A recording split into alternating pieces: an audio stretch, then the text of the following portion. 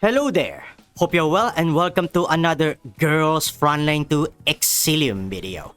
Dushebaneh is a support type doll that recently got released in the game. Support type dolls are good addition to your doll squad, especially when you are challenging the harder missions offered by the campaign hard mode, challenge mode, pick value assessment, or the expansion drills. Now, before I talk for too long again, based on my experience and time with the Dush, she is really good. But what exactly makes her stand out? That is what we are here to find out. Stick around and let's try to understand Dushebaneh together. Overview. Dushebaneh is a support type doll. Like most of the other support dolls, she gets 6 style mobility and 10 stability index. She is weak to light ammo and electric element. She uses a rifle for her gun choice, and rifles have heavy ammo attributes. Her two active skills are offensive-oriented, namely Hero's Code and Marzana's Sanction. Her ultimate skill, Book of Prophecy, and passive skill, Blessed Artwork, are support-oriented. Let's talk about her skills. We will start with her basic attack first.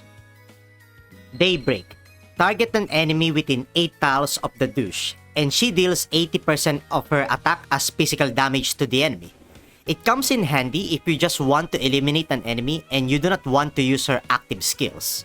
It saves you the cooldown and confectance index to use for her active skills. As most of the other basic attack skills, it tells you the attack range of the tactical dolls, which is important to know, especially when a doll can perform an action support. Hero's Code. Target an enemy within 8 tiles of the Dush, and she deals 110% of her attack as physical damage to the enemy. Its damage attribute is heavy ammo, and has a cooldown of 2 turns. If the Dush uses Hero's Code and eliminates an enemy with freeze debuffs, she gets 1 stack of Ice Grace. You can get a maximum of 4 stacks for Ice Grace. Once the Dush has 4 stacks of Ice Grace, the next use of Hero's Code will ignore 15% of the enemy target's cover damage reduction. The damage type will be converted from physical to freeze also. Another bonus is, when the Hero's Code with 4 stacks of Ice Grace is used against the enemy standing on a freeze tile, the damage of Hero's Code will change from 110% to 130%. Just take note that after using Hero's Code with 4 stacks of Ice Grace, the stacks will be lost. Dushebaneh will have to save another 4 stacks of Ice Grace. Hero's Code already deals a lot of damage on its own, even without Ice Grace. It does benefit you for using Hero's Code against an enemy with freeze debuffs since you can get stacks of Ice Grace. But the catch is, you need to make sure Dushebaneh eliminates her enemy with Hero's Code. It takes a lot of work just to get 4 stacks of Ice Grace, and the condition is a bit demanding. By the time you can get 4 stacks of Ice Grace, the mission is probably over before the Dush can even use Hero's Code with 4 stacks of Ice Grace. I recommend using Hero's Code even if the skill will not eliminate the enemy. There is a way to make the Ice Grace buff easier to activate. I will talk about it later. Marzana's Sanction. You select 1 tile within the Dush's 6 tiles. After selecting a tile, she will deal 50% of her attack as freeze damage to enemies within 2 tiles and generates frost tiles for 2 turns also. Frost tiles apply frozen debuff to the enemy which lowers their movement by 1 tile, and they get a weakness to freeze element. For every second use of Marzana's Sanction, the skill will be enhanced of its damage from 50% to 70% and will apply the frigid debuff to the enemies, making them not allowed to move on their next turn. If the Dush has a full confectance index, she can use Marzana's Sanction 2 times in a row. It is convenient especially if you want to apply the frigid debuff immediately and deal high damage to one or multiple enemies at once. You can cancel and actually not use the second Marzana's Sanction by just ending Dushebaneh's turn. Marzana's Sanction costs 3 Confectance Index, but don't you worry. Confectance Index is the least of the Dush's worries. This skill is so good, with or without upgrades. I recommend using Marzana's Sanction when she has full Confectance Index or if you want to damage multiple enemies and slow them down. Marzana's Sanction can also be a skill that makes the Dush even better. Again, I will talk about it more later. Next, Book of Prophecy, Dushebaneh's ultimate skill. She applies 1 stack of Arctic Benediction buff to herself and other friendly dolls within 7 tiles. The Dush gets 2 Confectance Index and she also gets the Glacial Domain buff for 2 turns. If the douche has no Confectance Index and she ends her turn with the Glacial Domain buff still active on her, she will get 2 additional Confectance Index. Crazy, right? Book of Prophecy has a cooldown of 3 turns. Now let's talk about Arctic Benediction and Glacial Domain buffs. Arctic Benediction apply Frozen debuff to the enemy before a Dull attacks and also gives a 10% damage increase for the next attack too. A good buff to have during the start of the missions. Glacial Domain allows the douche to perform action support 2 times per turn. Her action support deals 80% of her attack and 2 points of stability damage to the enemy. Those are 2 good buffs activated by Dushebenei, as it allows everyone to get a head start and activate her support stance for a while. A great ultimate skill overall. I recommend you use Book of Prophecy right at the first turn during missions, as it is a great setup for Dushebenei and her team. Let's check out her passive skill. Blessed Artwork. The douche increases everyone's damage by 10%. If a doll uses an offensive skill that is freeze type, it will have an additional 10% damage increase also. When the douche ends her turn, she gets 2 Confectance Index. If she has an HP above 80%, she reduces the stability damage she gets by 1 point. She also gets the Insight buff that increases the range of the ultimate skill by 1 tile. Dushebenei having the Insight buff also makes her active skills and support attacks range increase by 1 tile too. What's more to say about her passive skill? It is just too good. She basically gives moral support by just her existing in the battlefield. Just try not to let her die, will ya? Let's talk about the fixed keys now. The good stuff that makes the douche even better. Fixed key Lance of Longinus. Basically, it allows you to get more than 4 stacks of Ice Grace, making it 10 stacks as the maximum. The excess 6 stacks of Ice Grace will be used to increase the critical rate of Dushebenei's Hero's Code by 30%. Each excess stack of Ice Grace gives 5% additional critical rate. However, this fixed key cannot be used alone. You will have to use another fixed key to make Lance of Longinus even work. Fixed key Magical Support. Do not be misled by the key's description. I know it is long, but I will summarize it for you. This involves Dushebenei's skill Marzana's Sanction. If Marzana's Sanction is used on the enemies that have frost tiles under them, it will remove the frost tile and cleanse 1 buff from the enemies. Basically, I'm talking about the second Marzana's Sanction use. For each frost tile removed under the enemy, the douche will get 1 stack of Ice Grace. She can get up to maximum of 3 stacks of Ice Grace this way. I recommend to just make sure that you use Marzana's Sanction on the same tiles where the enemy is at, when you are using the fixed keys Lance of Longinus and Magical Support. Compared to Lance of Longinus, Magical Support can still work even without the Lance of Longinus. If you only care about getting the 4 stacks of Ice Grace for the Hero's Code, just use Magical Support. If you want the additional critical rate for Hero's Code, then equip both Magical Support and Lance of Longinus. Fixed key Adventurer's Will. If Dushebenei's skill only hits 1 target, her freeze damage is increased by 20% and stability damage by 2 points. That's just it. Straight to the point. One of her best fixed keys. I honestly recommend using it. It makes the douche deals more damage, that's for sure. Fixed key Courageous Claymore. Basically, it allows the douche Marzana's Sanction to apply defense down to debuff for 2 turns against her enemies. But it will only apply the debuff if Marzana's Sanction will break the stability index of the enemy. Not a bad fixed key. At least you will not need other dolls to apply a defense debuff. I recommend using it. This works against a lot of enemies, including elites and bosses. Fixed key Heart of the Sage. When the douche has the Glacial Domain buff, she is immune to any movement debuffs. Not a bad fixed key, but it is very situational. It works if there will be enemies that apply movement debuffs to your dolls, but otherwise, the fixed key will stay inactive. Only use this fixed key if you have to. Fixed key Holy Light. Basically, if the douche is standing on a friendly freestyle generated by yourself or Suomi at the start of her turn, 2 debuffs will be cleansed from the douche. Another not bad fixed key, but also situational. However, if you are the type of commander who let their support go in like tanks, then this fixed key might come in handy for baiting out the debuffs being applied by your enemies. Again, only use this fixed key if you have to. Common key Artistic Inspiration. Good thing about the common keys is that anyone can use them. not just the doll you obtain the common key from. Artistic Inspiration gives 5% attack boost and also increases space or element damage by 10% if the doll attacks an enemy that has less than or equal mobility to the doll or an enemy that cannot move at the time. This is a very good common key to get as you can increase the damage of the other dolls. Duchebene can use this common key also due to her high mobility and she has access to freeze damage type skills. I recommend getting and using it either for the douche or another doll. Entirely up to you. Now let's get to the juicy part, the fortification and its segment upgrades. Segment 1 increases the range of Book of Prophecy, the ultimate skill, from 7 to 9 tiles. Also give 1 random buff and movement up 2 buff for all friendly dolls within range for 2 turns. The Arctic Benediction also gets a buff damage from 10% to 20%. Good fortification segment, but in my opinion, I don't think it is a segment that you really need immediately.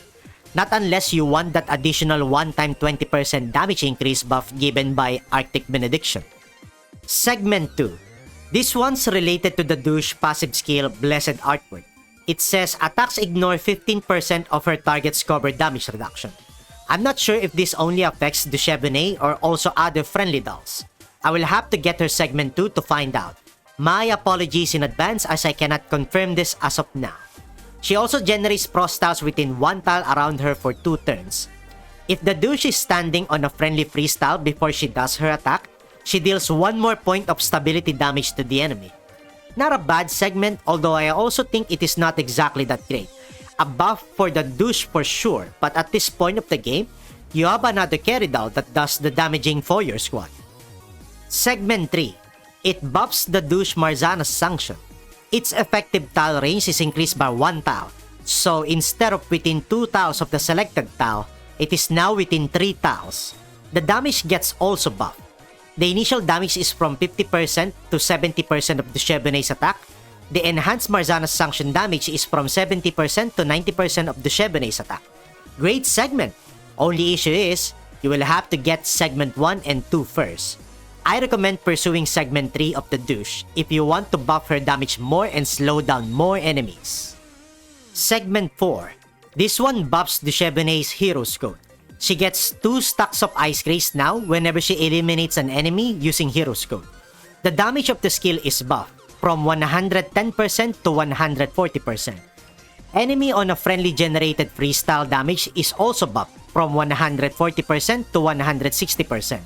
With this segment, the douche will only have to last hit 2 enemies now to get 4 stacks of Ice Grace instead of last hitting 4 enemies. It is a nice segment for the douche as it buffs one of her hard to use active skill. But the only issue is, you will have to go through the first 3 segments before she can get to use this. A great buff for Duchebene, but you will have to use a lot of targeted access permissions. Segment 5. Another buff for Duchebene's ultimate skill, Book of Prophecy.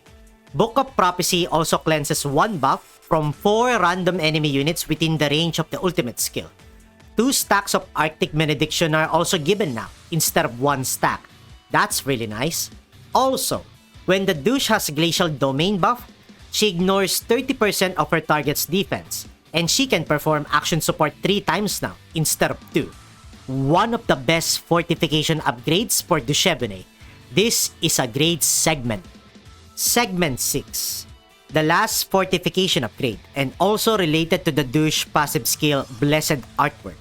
So, by default, the douche increases everyone's damage by 10% and an additional 10% for freeze damage type. Well, with segment 6, it becomes even better.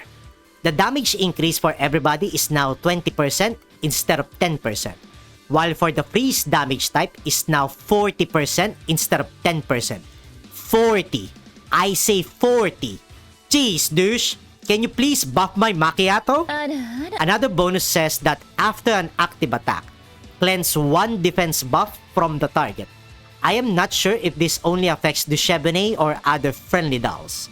My apologies again in advance. I'll let you guys know once I have confirmed it. Also, if the douche is standing on a friendly freestyle, she applies the vulnerable 2 debuff to her enemy target for 2 turns. If you basically want to buff all of your dolls even better, Dushebenei Segment 6 is the way. A huge damage increase for everybody, especially for freeze element dolls. Signature weapon. Dushebenei's weapon of choice is Eulogistic Burst, an upgrade from her former gun KSBK. It basically increases Dushebenei's damage by 10% if she has her insight buff. It increases the freeze damage of Dushebenei and other friendly dolls by 5% if they attack a target with freeze debuff. If the target has frigid debuff, increase the freeze damage by 10% instead. This is calibration rank 1 by the way. It has a weapon trait of ignoring 10% of the target's defense if a pace weakness of the target is exploited when the douche attacks. If the pace weakness is freeze, the douche ignores 20% of the target's defense instead. The weapon imprint boost increases Dushebenei's damage against Marley thermal power plant enemy types by 2.5%. If Dushebenei's target has the frozen debuff, Dushebenei's damage is increased by an additional 2.5%. Dushebenei has a cool signature weapon, but honestly, I do not think getting this only for rank 1 calibration is enough reason to get Eulogistic Burst. I think to justify getting Eulogistic Burst, you have to commit yourself to getting it to rank 6 calibration. Otherwise, I recommend you stick with her original rifle KSBK. It is easier to get, it just does not have the buff feature for the freeze element dolls. You probably have the KSBK now if you have attempted or got Dushebenei already. That's just my opinion though. It is still up to you. Final thoughts on Dushebenei. Now that we have talked about the douche skills, fixed keys, fortification and her signature weapon, your question might be, is she good? My answer for you is yes, she is good. Even without fixed keys, fortification and her signature weapon, her base kit is so complete. She can buff teammates just by existing. She can perform support attacks. She gives a buff that allows everybody to freeze an enemy before they attack. She can damage multiple enemies, slow and stop them on their tracks, and she has quite a large range too. For a support doll, she's really amazing and easy to use. At start of battle, first use her ultimate Book of Prophecy. Marzana's Sanction if she has Confectants, Hero's Code or Daybreak if Ultimate or Marzana's Sanction are not available. Easy to follow skill rotation. Next question is, should I pull for her? Yes, if you want to buff your freeze element dolls exponentially and have a decent support also for non-freeze element dolls. Otherwise, it is a no if you are not pursuing the freeze doll squad or just not really interested in her.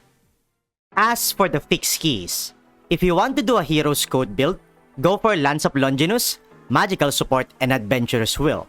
If you are going for the Marzana's Sanction build, go for the Courageous Claymore, Magical Support, and Adventurous Will. If you are feeling spicy and wants Dushebenei to be tenacious, go for the Holy Light and Heart of the Sage. These are just my examples to help you out. You can mix and match different fixed keys that fits your playstyle. At the end of the day, your build is still up to you. For her universal keys, this will vary for all of us. My suggestions are to invest on attack and health if you want the standard support setup. If you want the douche to be more combat oriented, go for crit rate and crit damage. Again, up to you. Next question is, should I get duplicates of Dushebenei for fortification? In my opinion, no. You don't really need to. But if you are going for the freeze meta squad build, go for segment 6. Good luck on that. Another question is, should I get her signature weapon and its duplicates? No, I say stick with her original gun KSBK. I feel like the Eulogistic Burst and its duplicates are the last thing you want to pull for, if you want to buff the douche and her friendly freeze dolls little by little. Who are the dolls that can be teamed up with Dushebenei? In general, everyone, since she can buff everyone's damage by just existing in the battlefield and perform support attacks also.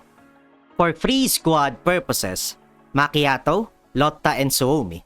Macchiato deals more damage to enemies with frozen or frigid debuffs because of her battlefield insight passive skill. The douche allows Macchiato to apply frozen easily because of Arctic Benediction, and she can also apply frigid to enemies for Macchiato. A perfect combo. Lotta can easily apply her cold snap debuff using her ultimate skill Amplified Courage once Dushebenei has generated a frost tile under the enemy. allowing them to gain a weakness to freeze element. This will also allow Lotta to perform a Y support or support attacks immediately. Suomi can easily activate the avalanche debuff on the enemy because of Dushabney being able to apply 2 freeze debuffs with her Marzana's sanction. Not to mention, they both generate frost tiles, so they can complement each other to open a freeze weakness of the enemy before one of them attacks. A support supporting another support doll basically. Dolls who use Space Strike as their weapon attachment set also work well with Dushabney, since she can inflict pace element debuffs like Frozen and Frigid.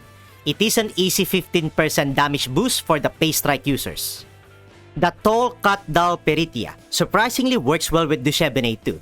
Peritia can easily get her full Confectance Index since the Dush Marzana's Sanction is an AoE skill and it can hit many enemies if you want to, allowing Peritia to support attack up to 6 times. Those are some of the most notable dolls that I have at least experienced working really good with Dushabney. There may surely be other dolls that I have not mentioned specifically when it comes to synergies, so I recommend you also check them out yourself. Maybe you will find an even better combo with Dushabney. Just to take note, I express my opinion regarding on whether she is good or who to team up with Dushabney based on zero fortification. It is much easier to form an opinion and confirm an effect by using her base kit as the main idea of Dushabney's guide, since there's a likely chance that all of the commanders can get a tactical doll with zero fortification. Alright, I think we have pretty much covered everything that we can have for the Dushabney guide. For the people who have already watched my Got the Douche video, you are probably thinking that this is just the longer version of that video. I mean, I cannot blame you because this is essentially the complete version of my Dushabney guide, compared to the previous video in which I only talk about the things that I only have with the douche. For me to avoid confusing people regarding guides and just for fun videos, I feel like I am going to include this video as a tactical doll guide. Hence, this video will join the Understanding Doll series. Let me guys know if you want more doll guides or other guide types. Feedbacks are always welcome. Anyway, I think that will be all from me. Thank you so much for stopping by on this video. I appreciate you and I also hope you are having a lovely nice day, fellow commander.